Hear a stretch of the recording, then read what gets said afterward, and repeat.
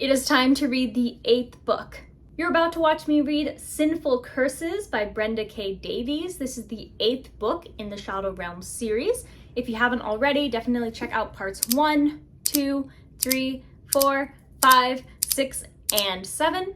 I'll be updating you periodically with my thoughts on this book as I'm reading it. I think I do have high expectations for Sinful Curses because of the way that Wicked Curses has set everything up. Because now, like, from my understanding at least, they are leaving the village and they're going to, like, the Barren Lands. And I think that sounds really exciting because there's, like, monsters and mystery and who knows, maybe like the characters who've been exiled like in that area. So I'm really excited about it because I did find the book prior to this one a little bit slow, but I think that it's all just set up because I think that this one and the next one, kind of following along Sahira and Orin, is going to be really action-packed, really jam-packed, and I'm really excited to see how their relationship is going to continue to be. Like, there's so much tension and they're so mad at each other and jealous and everything, and it's like, when are they gonna admit that they want to be like with each other? What I'm a little bit nervous about though is his lives are lost, and if Zeth or Elsa dies, I'm gonna be really sad because I do really like those characters and I kind of grow to just, like, you know, get to know them a little bit better. And Sahira needs more friends, and I love that she's kind of gathering these friends in this like horrible realm that no one can escape from, and so I hope that they're okay. And I'm excited to see like really what the rest of this realm is going to be like, because the realms are always so like unique and interesting, and the monsters and the creatures and even the immortals who are in the world are always like so interesting and fun. So yeah, I'm really excited about this one, and I'm also a little bit nervous for sure. So without further ado, let's crack this book right open and get to reading.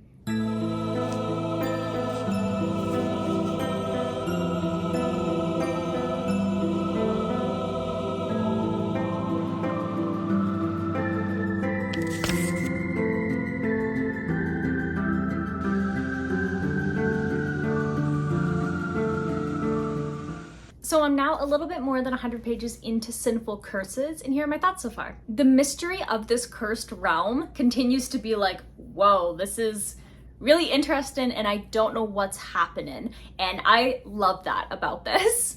It's also really cool because we have kind of established what this realm, like kind of what we know about the realm, and then our characters, as they're kind of like trudging through the desert, they're encountering a bunch of like murderous, dangerous creatures, fending for their lives and stuff, and they walked through that desert for a very long time. Then they scaled a mountain and there was this big shadow, and they're like, what was that? But the most interesting part is that they have come across a town that's literally a copy paste of the town that they just left, minus the people and the new buildings and stuff. It's the original building, so like the library and the pub and like all of the other buildings. And then there's also that symbol that nobody knows what it means. Could be an infinity sign, could be an 8, nobody really knows. And so there's another one of those symbols, but it's slightly different than the symbol in the original town that they were in. So I think that that's really cool, and I'm like, what does that mean? And I'm excited to see like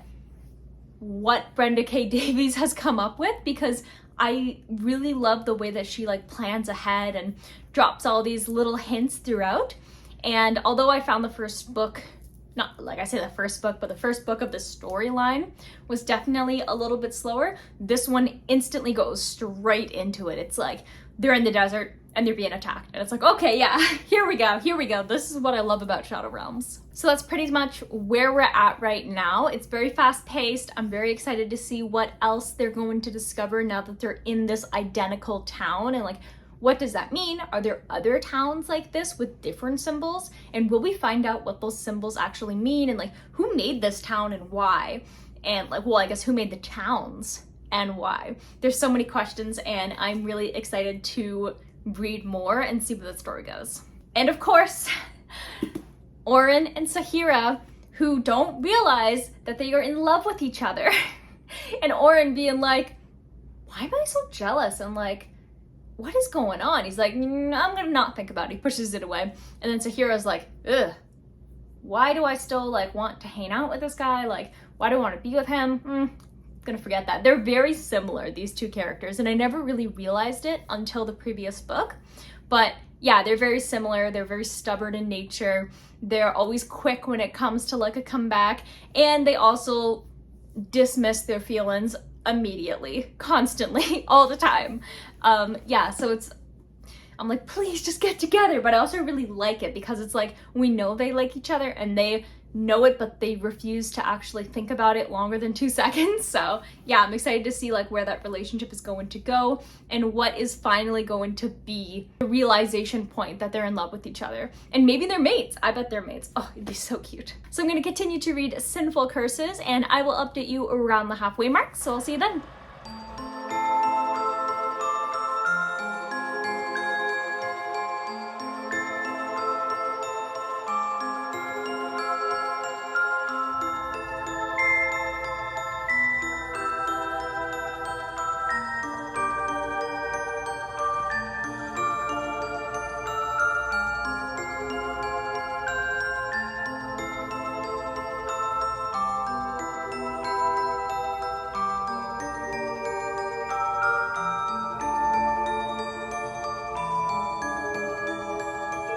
So I'm now more than halfway through Sinful Curses, and Orin's character development is really, really good in this one. Ever since he was introduced, Orin was always a jerk, constantly. He never really cared about anybody except for his brothers, and so it's really interesting to see that change slowly with Sahira, but not just Sahira, but also the other characters who Sahira is friends with, and the stuff that he does, especially during like the geyser kind of situation, I think was a really nice thing to see with his character. And he doesn't understand what's happening at all. Orin is like, what is going on? Like, this isn't like me. Like, why am I changing so much? Like, why am I doing these things that are so out of character for me? And then like he has this constant battle with himself because he doesn't understand why he's feeling guilty or why certain things Sahira says really hurt him, and he's just like really, really confused for like this entire book. It should just be called Orin being confused about his feelings for Sahira. And I really love that I can definitely see the similarities between Sahira and Lexi, and I can see that why Lexi is the way she is because of how Sahira helped raise her. And Sahira does not take any of Orin's like garbage. If he's being like a garbage person, she's gonna let him know. If he's like crossing boundaries, she's gonna punch him in the face and he's not gonna do that again. So like she's very Lexi in that kind of way, and it's really nice to follow her character and really just see her internal struggles as well, because like she is a big soft-hearted woman, but she's not afraid to literally beat somebody up, which is always a fun kind of dynamic to see, because like if you get on her bad side, you're on her bad side. But if you're on her good side, you're gonna be having a happy, nice time. What I guess I don't really understand is like what the witch's magic is like. I'm thinking that maybe they do need supplies. They can't just pull from the elements, because there's a lot of times that they're using candles and they need to light these candles with flint and stuff. And so I'm imagining that means that she can't just like snap her fingers and flames will show up. Like she actually needs tools and spells and stuff to create the magic. And I think that that's cool, because every single kind of fantasy book, they have their own kind of magic system and how the magic works and how you can use the magic, and you can't always just snap your fingers and have magic work. Sometimes there's like complicated things that you need to do in order to actually, let's say, like create a flame or something. And so that seems to be the case for Sahira's magic. So if she had like snap finger magic, everything would be so much easier. Like if she could just like fly over the geysers or whatever, like that would have worked as well. And so it's actually really interesting because I didn't realize like what the limitations of her and Elsa's magic are. And so I guess her magic seems kind of useless, I'm not gonna lie. Like, I don't know, like it just seems, her magic doesn't seem like that strong or that good for different situations, but maybe there's like other better uses for it, because I think she is more of like a potions kind of girl anyway, so it could just be that that's kind of like more of her specialty. But yeah, it's interesting because you have like these magical characters, but they're in these situations that they can't really use the magic, and the only other magic they would have is like teleporting, and they can't do that in this realm. And then there's a potential of like who or what had created the realm, which is interesting. So I'm not going to spoil anything, of course, but I think that that sounds really interesting and cool, and I'm excited to see like how that's going to continue to go, because it sounds like this whole realm might be a game to whatever created it, if it's what they think created the realm, which is interesting. And so right now they're basically going into the what I assume is like a spider's den. They've been through a lot, these characters. They've gone through so many like sandworms, there were like these fire geysers, like characters have died exploring this like area. They had to climb up a really big mountain, almost like froze to death, and like now they're going into like a spider's den. Like this realm is definitely cursed, that's for sure. So I'm going to continue to read Sinful Curses, and I will update you when I finish the book, so I will see you then with my final thoughts.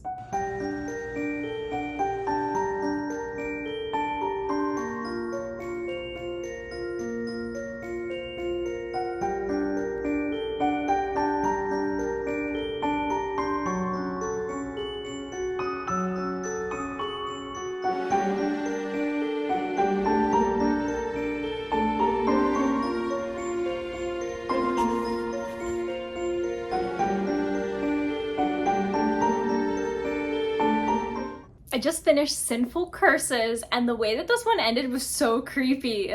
And the covers make so much sense as well. Like, it was always a mystery. I was like, why is this the cover? I'm not really sure. It makes more sense now in the, like, I call it the second book because there's like 3 within this like storyline. So in my head, this is the second book, but it's actually like the 8th book in the entire series.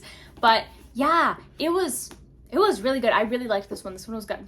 And what I liked about this one is definitely the character development of Orin's character and the relationship that continues to flourish between Sahira and Orin, as well as just like our other side characters like Zeth and Elsa and like Pip and the fellow like brownies and stuff. They're pretty cute and fun as well. I would like to see a bit more character development on the side characters, but they're not really like the main focus of the story, so I can see why there isn't too much with them. But the scenes that we do get with them, I do like those scenes a lot, and I think they're pretty good, especially as just like platonic friends for Sahira, so I really like that as well. And Orin getting jealous is absolutely delicious. Like, I think if I knew Orin as like a person, I would not like him at all. He would be just like, that's just his character. That's who he is. He's just, ugh, you know? But when you get to see his inner thoughts and how he's trying to figure out what the heck is happening with his emotions, why is he doing these things that he would never do? Because he was always like an Orin first kind of guy, but now he's a Sahira first kind of guy. And it's like, yeah, we like this. I always love the dynamic where it's like the super like selfish guy ends up like falling hard for somebody and ends up like prioritizing them. It just hits right. In all of the different scenarios our characters found themselves in, I was like biting my nails because I wasn't sure like which characters are gonna make it out there alive. Like who's gonna die? We already did have a character die in this book, and it was just like so sudden. It was just literally boom, and it's like, what? Someone died. Characters are getting really, really injured, running out of water. Like, there's so many like horrible things happening to these poor characters, and I'm absolutely eating it up. I love when they get to different situations. I love the pacing of this book and the way that it ended, and just kind of all the little subtle hints throughout this one and the previous one. And so I'm really excited to see how the story is going to progress in the 3rd book, aka the 9th book. So yeah, that's what I'm excited about. So I will be awarding Sinful Curses a total of 4 stars. It still hasn't reached 4.5 star territory for me yet, but it's definitely climbing up there. I thoroughly enjoyed this one, and I feel like I'm gonna like the next one even more, especially now that I know kind of like the setting and the characters and kind of how all that's going. So yeah, I'm really excited about it, and I'm really happy that I kind of pushed through the previous book, which again, it wasn't bad, it just wasn't the same quality of all the other Shadow Realms books. But yeah, I liked it, and this one was even better. And this series just has that trend of continuously getting better and better as the books kind of progress. So thinking about this one as the 2nd book, it totally makes sense. Thanks so much for watching. If you're interested in watching me read the rest of the Shadow Realms series or any other book that happens to be on my never-ending TBR, definitely hit the subscribe button if you haven't already and turn on the bell notification. That way you get notified anytime a new video comes out. If you like the creepy little skull on the front of this cover, definitely hit the like button and I'll see you in the next video. Bye!